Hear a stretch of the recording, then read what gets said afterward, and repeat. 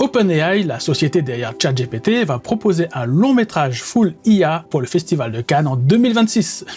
Mais ne vous méprenez pas, hein, c'est pas les CEO de OpenAI comme ça qui vont faire le film derrière leur écran, c'est pas Karen de la Compta qui va faire les plans entre midi et deux, non. C'est une société spécialisée en imagerie IA qui va faire le long métrage, et la société s'appelle Native Foreign, là je lis un article sur le Figaro, et c'est produit par Vertigo Film. Alors cette société va faire le long métrage avec des IA, mais ils vont quand même faire appel à des comédiens pour faire les voix. Alors il faut peut-être modifier les voix avec IA, peut-être pour leur donner un timbre particulier, vu que c'est quelque chose un peu fantastique comme long métrage. Il y a aussi des scénaristes, ceux qui ont travaillé en particulier sur Paddington au Pérou, il y a un réalisateur, voilà, c'est une équipe quand même de cinéma. Alors ok, l'équipe est plus petite, puisqu'ils sont 30 personnes, au lieu de Pixar qui mobilise 200 à 300 personnes pour chaque film. Bien sûr, il y a besoin de 10 fois moins de personnes, mais pour eux, c'est un proof of concept, c'est pour montrer que c'est possible de faire un film full IA avec une plus petite équipe, donc qui coûtera moins cher et qui sera fait plus vite aussi. Bon, après, je pense qu'ils n'ont pas envie de se planter, donc il y a de fortes chances qu'ils fassent appel quand même à des animateurs pros pour pouvoir surveiller comment l'IA gère les mouvements des personnages. Possiblement, peut-être que si l'IA arrive pas à faire certains mouvements, et ben que eux fassent des petites animations en 3D que l'IA va ensuite utiliser pour pouvoir faire le mouvement correct, voilà, du personnage en IA, ou alors se filmer eux-mêmes en train de faire l'action pour que l'IA se cale dessus pour faire le bon mouvement. Mais voilà, tout ça pour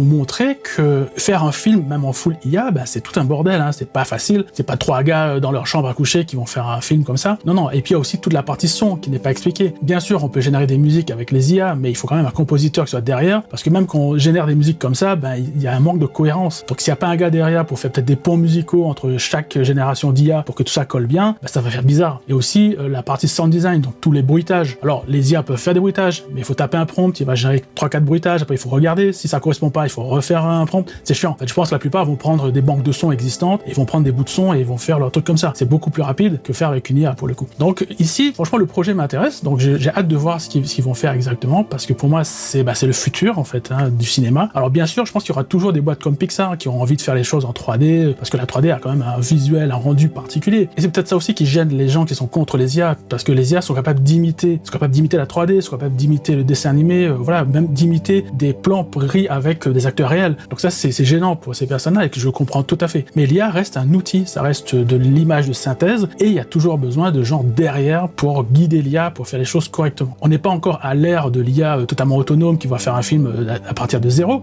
Non, il faut encore des équipes derrière, et je pense que ce sera comme ça encore pendant quelques années, le temps que ça devienne de plus en plus pointu, quoi. Et encore, on n'est même pas sûr que l'IA arrivera à un niveau où elle sera capable de faire un film en entier, quoi, de manière cohérente. Voilà. En tout cas, j'ai hâte de voir ce que OpenAI va faire.